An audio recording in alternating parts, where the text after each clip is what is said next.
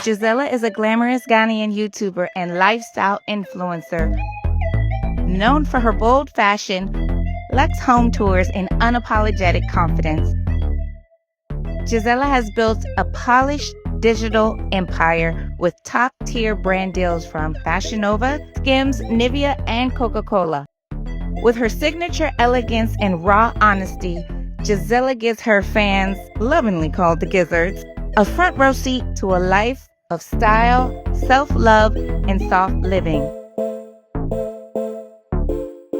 She's not just influencing trends, she's redefining luxury in African digital culture.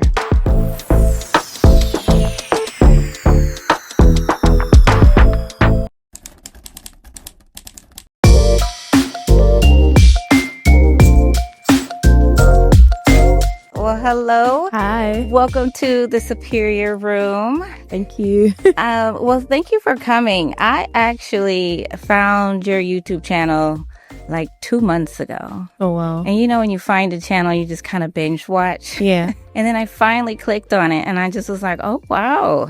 She's got a lot going on. Yeah. I do want to know the first video you saw, though. Was it like a weekly vlog? It was a weekly vlog. Oh, wow. Okay. How did you start? Like, were you always doing vlogs? No. So, I started in 2020. Mm-hmm. And then when I started, it was very confusing because everyone here in Ghana was just about pranks, you know, sit down videos. I think at that time, Nella Rose's YouTube was also really popular. So it was like, she was really active on YouTube. So she was doing more of the group videos and all. And I didn't know what to do at that time. I probably hadn't discovered vlogging, right? So I was just doing sit down videos, maybe story times, pranks, calling my friends, blah, blah. And I realized that was too stressful for me. And I noticed that I think that's what kept popping up. You were sitting down, and I'm a vlog watcher. Yeah. And I think that might have been what attracted me to click on it. But it was a vlog, and they were longer vlogs. Yes. Yeah. You've been doing this since quarantine. Yeah. What made you get into it? I think boredom. Yeah. And I also realized I have a very interesting life. Yeah. And I also realized people love to listen to me talk or hear me talk. And usually my vlogs, I'm not really doing anything, but I say the craziest stuff, like something you don't expect to hear someone say online, and it's really not intentional. And it's kind of unhinged. I think people enjoy watching that. But for the vlogs, I think I really focused on that 2 years ago, I think. Mm-hmm. Yeah, 2 years ago or earlier last year. The first time I posted a very long vlog was when I traveled. That was like my first travel vlog. And I was so nervous because I was like, who's going to sit down to watch a 1 hour vlog? And the reactions just blew my mind. Yeah. Because it sounds like you started the vlogging when YouTube was pushing longer content. Oh, right. They've been pushing go past 30 minutes, go past. So like people that used to do 30-minute vlogs are now uploading like hour vlogs. Oh, wow. I don't think I noticed that. What I noticed was before I was posting like 30 minutes, 20 minutes, and people were liking it, of course. But then again, I mistakenly posted a 1 hour vlog and my audience were like, Gisela, you have to keep doing this. You have to keep doing this. So I realized after that, every time I post a shorter vlog than an hour, the views are just low. They just drops. But when I post an hour, I've posted a 2 hour vlog before and it had really good views. So I was like, what's going on? What are people doing? Like, do people really sit down? Question, because when I saw the ones in the States going to the longer vlogs, it's less editing. It's just a bunch of rambling and talking. And I tell everybody when they do want to get into vlogging, like, you just have to talk. It's uncomfortable at first, but people just want to hear you talk. But it's like you're really talking through every single thing in the car, in the kitchen, like for it to be a whole hour. What are you doing that long? So I think, like I said before, people love to hear other people's opinions, right? So you just see it as when people do sit down videos, it does well. People still watch it. But this time around, you're giving them an experience and giving them your opinions as well. So it's like a mixture of the both. And it makes people feel like, I really know this person. I'm close to this person. Yeah. Because it's different when you watch a vlog and it's just visuals. You don't know what's going on. You don't know how the person feels about it. You don't know what the person thinks about it. You're just watching through the person's eyes. But this time around, you're watching through my eyes and you're listening to my thoughts. You're listening to my opinions, how I view or feel about whatever I'm doing, because two people can experience the same thing and both of them will have different opinions. So is it just overall everything they like, or is there certain topics they like from you? Certain topics, yes. Everybody loves relationships, right? Yeah, everybody wants chaotic things, but I've tried my best to move away from those things to see if I can still maintain my audience. Yeah. And I have. You hear me talking about the most random thing. Recently, I think I posted a vlog last week and then I was talking about cutting up a full chicken and people were interested in that. Yes. Yeah. So, I think it's really about your personality and how you present what you're talking about to people. You can talk about the most boring thing, but it's how you put it, what you say about it, you know, how other people can find it interesting. So what I like to do is, I like to think of myself as a third person, like, you know, because whatever I say, I like to think about what other people will think about it. How would they receive it? How would they take it? Especially when I'm editing the vlogs. So there are some things I take out, some things I keep in it, just because I feel like this is something people will enjoy listening to. And this vlog I'm talking about, it was about different things, but that was the part people were commenting on, the fact that we're discussing cutting a full chicken. You know, it's not that deep, but people are enjoying it. So like, so it's the most random things, the most random. So you edit your own videos. Yeah. When you first started, what were you filming with? I started with my iPhone. I was using an iPhone 11 at that time. Was it iPhone 11 or X? I don't really remember. But yeah, it was one of those. And I think I used that for a long time. Yeah. I got my first camera last 2 years ago in October or September, one of them. Yeah, so I started with my phone and a tripod. I didn't even have lights. I was using natural lights. So when did it shift for you on the audience? I think it was after I posted that one vlog. But then again, the long vlog. But then again, last year I saw a massive shift. Before, I used to average like 3,000 views in a day. And I thought, oh my God, that's so amazing. And from last year, it pushed to 15,000 a day. 15,000, 15K views in 24 hours. And now it's like 20K views in 24 hours. So I think that's really good. So I think my viewership just shifted last year. I don't know why. I don't know how. And then it's been going since then. Yeah. So once it starts moving for you, do you feel like, do you have a thing where I post once a week, once every other week, once a month? And now that you have more views, does that make you want to try new things or post more videos? Before, I was posting once a month. I still do. I post on Sundays at 1 p.m. When I'm unable to, I post on Mondays at 11 a.m. And since I started getting a lot of views, I've actually been considering posting twice a week. But then again, I have come to understand that I'm not the only YouTuber people watch. You need to give people space, honestly. Like, your audience will be in your ears telling you, oh my God, can you post 3 times a week? Of course, they love you, but you need to give them space, because more of everything is actually bad. Like, when you get something in abundance, you don't appreciate it enough. People have to miss you sometimes. So, and you still have to, especially if people are creating weekly vlogs. Now I have to figure out how to split this week up into 2 videos, or the second video doesn't have to be a vlog. Exactly. So there's this YouTuber I watch, Alia's Face, and she posts twice a week sometimes. She's in the US, and she'll post a weekly vlog on Sundays, and during the week she'll post a get ready with me or Chit-chat.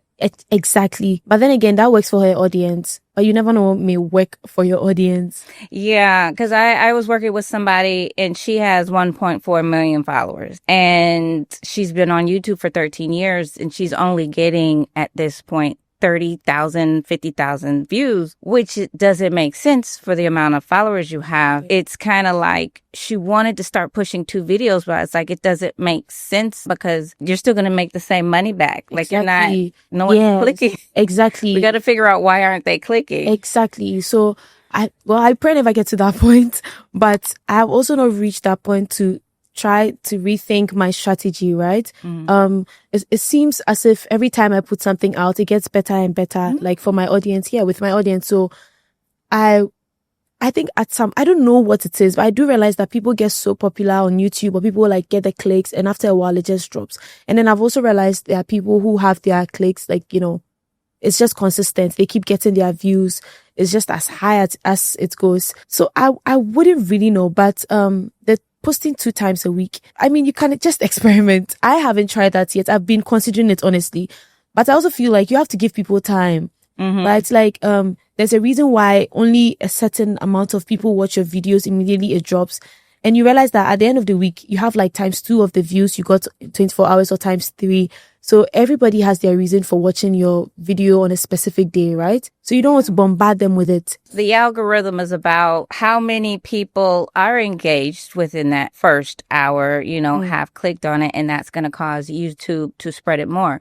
But it's the people that follow you. It's not just random people clicking on it. It's how many of your viewers are actually clicking on it instantly. And then that's what causes them to push it, to my understanding. Yeah. So I think that's where people get confused sometimes, because you got to look at your analytics. You might have 70% of the people don't even follow you that find your videos, but that's not helping the push of your videos. So It's still about figuring out how to get people to subscribe. Yeah, exactly. I mean, you can't really force people to subscribe. Well, the best you can do is tell people can you please subscribe? Yeah. I also don't believe in running giveaways to get subscribers and that, because that's not organic enough. They can't just subscribe and not watch your videos. And I think that's the problem that some of the old school YouTubers are having, because you have followers and they're still on YouTube, but they're just not clicking. Exactly. Yeah.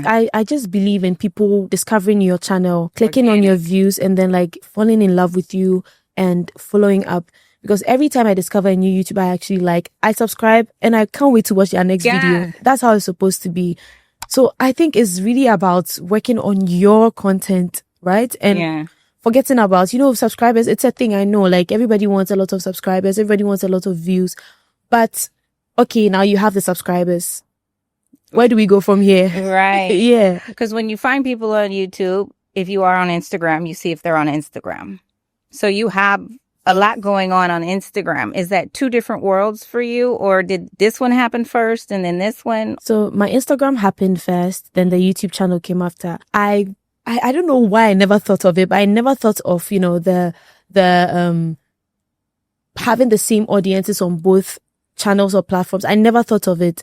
And I realized, exactly. And I realized it with myself. Every time I find a new YouTuber, I go to check their Instagram. So I'm like, what am I not doing right? So I don't know. I kind of focused on that a bit, and then started introducing my Instagram account to my YouTube audiences. And I try to link the two. Sometimes I could be talking about something and I just randomly mention my Instagram. And I also realized that people like to feel like they're part of your life, right? Yeah. So if I post a video on Instagram and I post pictures from that YouTube video, I post a video on YouTube and I post pictures from that video, people would love it. They feel like they know when you took the photos. They feel like they know when you shot this content. Yeah. Right? So when you have a vlog, like if you go on vacation and you take your pictures, are you posting them right away before the vlog, or you do it at the same time? Okay, so I'll post the photos before the vlog to create anticipation. Okay. It's all marketing. Yeah. I work in marketing as well. Okay. So you post teasers, and generally you're supposed to post teasers and, things to build anticipation so people can expect, like, they can't wait to see what happens, right? They have this expectation of what's going to happen. So that's the pictures. And now you post the main content, which is the YouTube video. And after you post the YouTube video, you can get snippets of that for your TikTok to encourage people to go back to watch the full video. Yeah, that's what I encourage people when I make their content. It's whatever we do here on YouTube, you can use that on all of your platforms. Exactly. So you're really just paying for help in one area, but you can make money everywhere else with it. So you work in marketing. Is it like a company you work for? Is it your own company? No, I work with an agent. With the Instagram and YouTube, do you get brand deals more for Instagram, or do they want both of your channels now that they have grown? The shocking thing about this country is they don't value YouTube. Oh, they don't? Yeah, Ghanaians don't value YouTube. YouTube is they're not there yet. It's very, Ghanaians don't invest in lifestyle creators on YouTube. I can watch Alia's face on YouTube, and she's like advertising a billion things. Kyra, same thing for Kyra. But here in Ghana, when a brand even wants to work with me, they just totally forget about my YouTube. They just want Instagram. They want instant results, right? Like they want to track it so bad, like with hashtags and data. You can't really do that on YouTube. So, and YouTube is more about integration. instead of like full videos, and that to really get it into people's minds. So yeah, the YouTube is not really a desired platform for brands. It's mainly your TikTok and your Instagram. So really, YouTube is just a way for you to make money with you working hard and vlogging yourself. So my YouTube is just fun for me, honestly. Like, it's like a hobby, right? But it's money. And it's money, yeah. I'm just glad I can make money from my hobbies. Yeah, because a lot of people give their life away for free on Instagram. Yeah. And I'm like, you could be making money on Snapchat. Yeah. But I don't know if Snapchat monetizes in Ghana. We make money from brands, right? Like if somebody wants to advertise their brand on your platform, then you can do that for them. Instagram, same thing. We don't monetize on the app, but brands pay us to post there. TikTok, same thing. We don't monetize on the app. I think the only app that monetizes is Twitter and then YouTube. Yeah. Do a lot of these name brand companies like NARS and YSL and all of them, do they come here and do events now that they see there's a lot more people influencing? No. So it's just the companies here and... Yeah.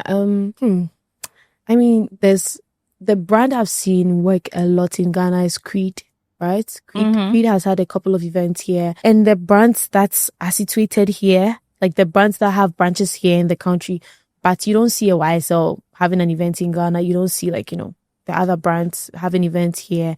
I don't know why, but... I have seen YouTube. They'll do stuff in December. Exactly. That was like once. That was 2 years ago. Oh. YouTube Black, yeah. Yeah. So I think maybe they're going to slowly... We are hoping for that. Yeah. So what do you see yourself doing? Do you see yourself doing this for a long time, going to another level with it? Like, what's your next move with influencing? Whilst influencing is fun, it's also very depressing in this country for some of us. Like, well, I don't know. It's. I would love to do it, for a longer period, but it also takes a toll on your mental health.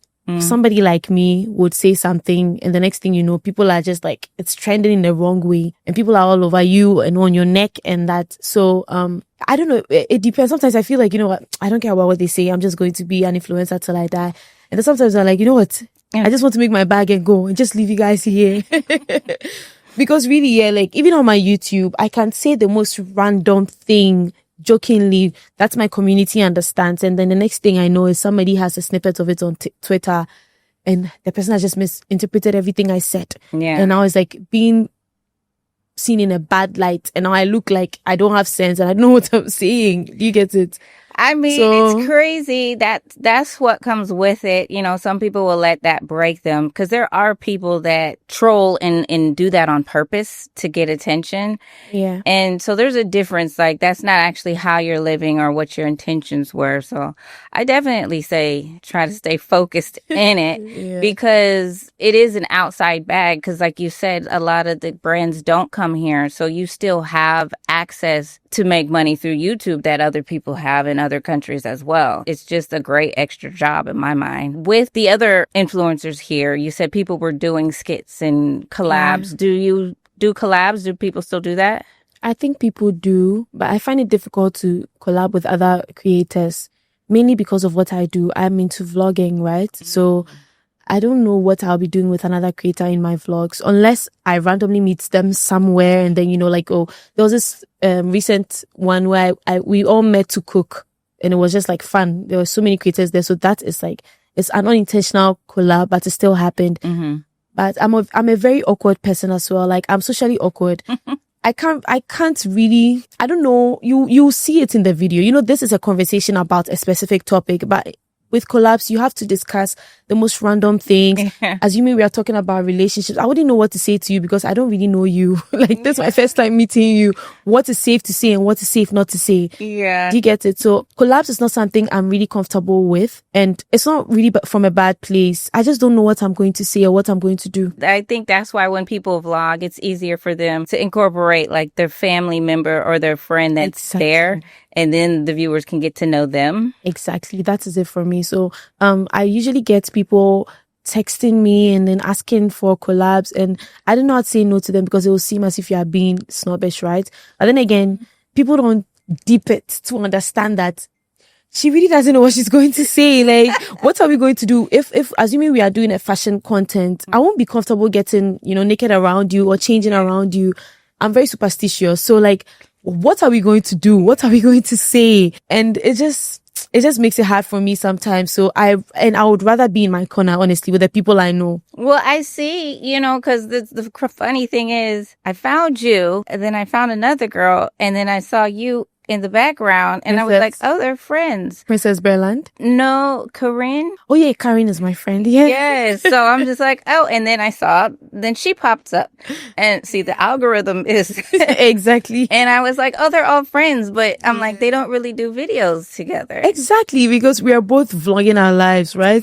So we'll hang out, maybe have brunch or lunch or dinner, and then I can have her in the video, say 1 or 2 lines or words, and then I do same in her vlog, but we don't really sit down to have makeup or exactly. I used to do that with my best friend, right, Princess Bella. She's also another creator, but it was easier with her because she's my best friend. It's so easy for us to have conversations, and when we're doing that, usually it felt like there were no cameras on us. We were just having a chit chat, and people enjoyed that. But I can't have that same vibe with another person. Yeah. Right? Yeah. Karen and I are friends, all right, but she's a very private person as compared to me. I really don't care putting certain things out. I just don't care. But she is not like me. So then what would I think to say in her presence with cameras around? And she's very reserved. Exactly. Like, you don't want to put her in a bad spot or like push her too hard. Right. Yeah. I did notice, and that is a way to collab, is if you guys are out, because then that's going to make me want to go see her vlog. Be like, well, what did she do before she got there? Exactly. Do you take your own pictures when you're posting on Instagram? Do you have a photographer? No, Karen does that actually. It's crazy how you mention her because she takes my photos and I take photos of her too sometimes. But we have like our own digital cameras and then we just use them when we're out. Well, I mean, you guys keep up with it. Like, do you have a set schedule because you said you still work. So how do you balance both of that? I work with Fashion Nova, right? And then I have to post like 4 times a month for the brand. And I know this. And with my 9 to 5, luckily for me, I get to work from home sometimes. And well, before I was working like full time, 9 to 5, Monday to Friday, and I was still doing this same Sundays at 1 p.m. Instagram photos up and that. But at that time, I used to batch create content, right? But now, because I have some days off from work, I can use that time to go out and then take my photos. But what I don't do is make it fully like a content day. Oh, okay. I enjoy the moment with my friends, like literally. Karen and I will go out. We will find a place we've never been to, try the food, try everything we want to try there. And then afterwards, take our pictures. Okay. We've had an experience. Now I have content for YouTube. I have content for my Instagram as well. So yeah, it's mainly that, but it's not stressful for me. I don't see it as work because we usually take photos like once a week. We go out like once a week and that's just like me hanging out with a friend. Right? So it's not stressful and it doesn't really have to, I don't have to overthink it. I don't have to overwork myself. It's just free. It's just natural. It just happens. Yeah. Well, that's where it's going to stay a little longer for you. It doesn't feel like work. It's not stressful. Yeah. So it'll keep you in the game a little longer. Just ignore the trolls online. So is there any advice that you would give to someone in Ghana? Because like you said, the opportunities are totally different, but if they have a phone or a camera, like what advice would you give to someone that would be interested in getting into this? I usually tell people to just like go with the flow. Honestly, like if you wake up one day and you feel like I want to be a YouTuber, nothing should stop you. You never know what people are interested in, the most random things. Like, it's crazy how people get attached to you as a creator because of some kind of content you put out there. Lifestyle wasn't really a big thing when I started, but now it's a thing. Like, people want to be lifestyle influencers and lifestyle creators. So something you want to share with people, something you do effortlessly, something you don't have to overthink before you put out there. So later it doesn't feel like work for you. Just put it out there. I'm telling you, you never know. Just do it. Yeah, you never know. People are interested in the most random things. Like you can show your outfit without talking and somebody's in the comments hailing you. You can just say, try different accents and people will be going crazy in your comment section. Like you will never know. So just do it and just be yourself. You don't have to force it. And honestly, just don't really follow trends as well. Just do things you are comfortable doing, and yeah, it will all work out, honestly. Okay. Well, thank you for joining me in the Superior Room today. That you gave a lot of great advice and knowledge and what you go through here in Ghana compared to what I see the influencers doing in the States. And I'm just excited about it. I just love the opportunity of social media creating jobs or second jobs for people, across the world. Thank you for joining me. Thank you for having me. Thank you. Thank you too.